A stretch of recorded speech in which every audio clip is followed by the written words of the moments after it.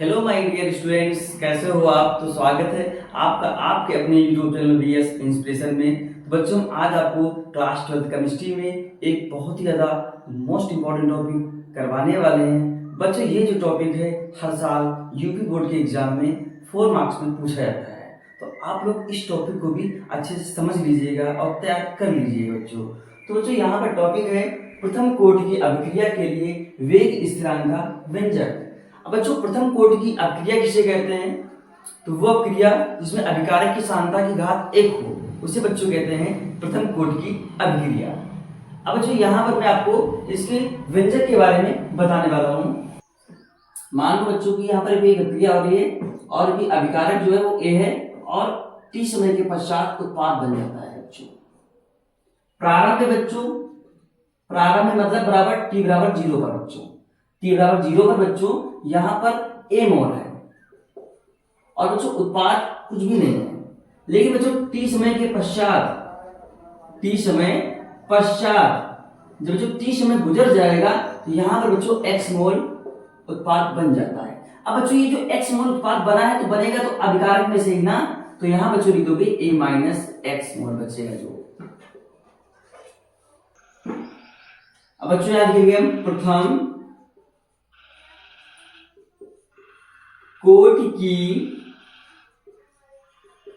अभिक्रिया के अनुसार, अभिक्रिया के अनुसार। अब बच्चों प्रथम कोटि की अभिक्रिया के अनुसार जो अभिकारक की जो सांद्रता होती है वो होती है dx/dt होती है। वो बच्चों समानुपाती होगी। अभिकारक की सांद्रता बच्चों क्या है? A है, इसके समानुपाती होगी। लेकिन बच्चों प्रथम कोटि की अभिक्रिया तो यहाँ पे घात 1 लिख देंगे हम। उसके बाद बच्चों फिर लिखेंगे dx/dt। यहाँ बच्चों ये साइन हटेगा, समानुपाती का मतलब किया जाएगा। अब बच्चों यहाँ पर देखो T समय के पश्चात अभिकारक की मात्रा कितनी बची? A माइनस एक्स रह गई है, तो यहां पर हम लिख देंगे इस एक को हटाकर क्या लिख देंगे हम? A minus x. अब बच्चों यहां पर क्या करेंगे? A माइनस एक्स को नीचे लाएंगे, dt को यहां ले जाएंगे, तो यहां पर हो जाएगा dx upon A minus x equal to k dt। उसके बाद बच्चों क्या करते हैं? यहां लिखेंगे दोनों पक्षों का समाकलन करने पर, बच्चों दोनों पक्षों का समाकलन करेंगे। यहां पर इसका भी समाकलन करेंगे, तो यहां पर dx upon A minus x equal to, बच्चों ये कांस्टेंट है, इसको बाहर कर लेंगे हम। यहां पर 1 बच जाएगा, इसका हम समाकलन करेंगे। बच्चों इसका जो समाकलन होता है minus log A minus x base e होता है बच्चों। ये बच्चों के यहां बच्चों 1 का समाकलन करेंगे dt के सापेक्ष, तो बच्चों यहां बचेगा t। उसका बच्चों समाकलन इस तरह नहीं, इसको बच्चों हम समीकरण 1 बना देंगे। तो बच्चों मुझे आशा है कि आपको यहां तक समझ बहुत अच्छे से आ गया होगा।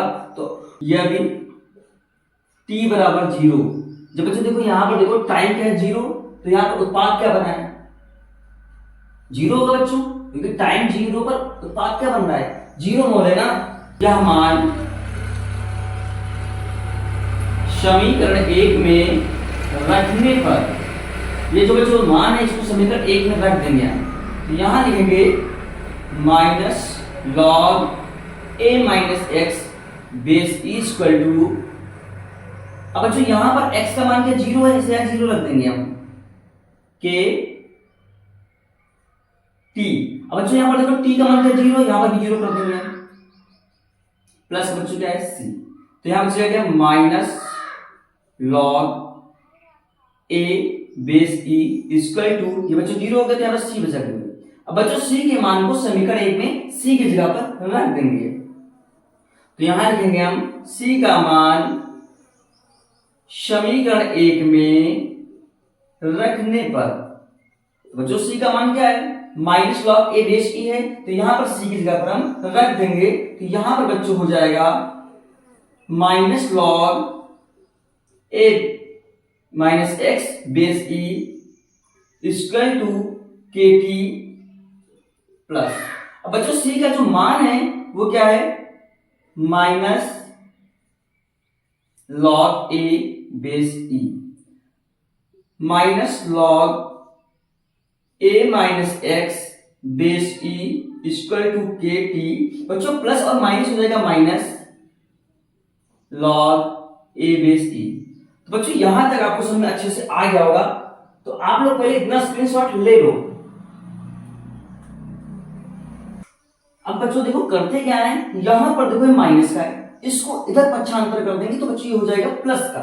तो यहां पर लिखेंगे हम लॉग ए बेस ई, ये तो बच्चों माइनस का, ये इसको ऐसे लिख देंगे हम लॉग ए माइनस का x base e equal to, बच्चों इधर बचा क्या है के टी। अब बच्चों आप लोगों ने लॉगरिथम में एक फॉर्मूला पढ़ा होगा लॉग m अपॉन n। अगर अपॉन बच्चों होता है तो ये फॉर्मूला कुछ ऐसे हो गया होता है log m minus log n। तो बच्चों ये जो कुछ लिखा है वो इस फॉर्म में लिखा है, ये जो कुछ लिखा है वो इस फॉर्म में लिखा है, तो इसको हम इस फॉर्म में लाएंगे।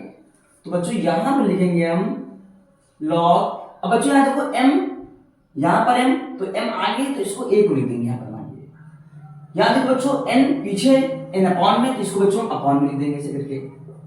बेस बच्चों क्या है e इक्वल टू kt, उसके बच्चों kt से नोट कर देंगे हम। अब बच्चों यहां पर देखो लॉग, आप लोग वैल्यू याद कीजिएगा, लॉग e की जो वैल्यू होती है 2.303 लॉग बेस 10 होती है बच्चों। तो इस लॉग e को हटा देंगे हम, वहां पर ये वैल्यू रख देंगे 2.303 log base 10 a upon a minus x. अब बच्चों यहां पर देखो t मल्टीप्लाई में तो इधर जाएगा अपॉन में, तो यहां से जो व्यंजक हमें प्राप्त होगा वो होगा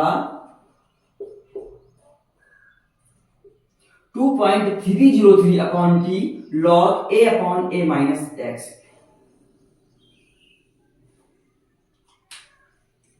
यही प्रथम कोटि की अभिक्रिया के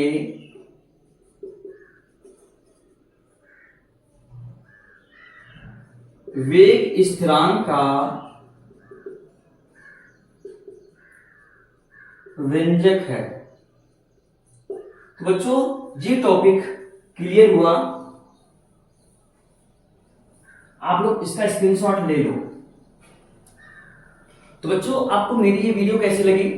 अगर आपको मेरी वीडियो समझ में आई है तो वीडियो को लाइक करिएगा, चैनल को में सब्सक्राइब करिएगा और दोस्तों को भी अपने वीडियो को शेयर करिए ताकि वो भी पढ़ाई को बढ़िया अच्छे ढंग से करें। तो मिलते हैं नेक्स्ट वीडियो में, तब तक वीडियो को देखते रहो। Thank you.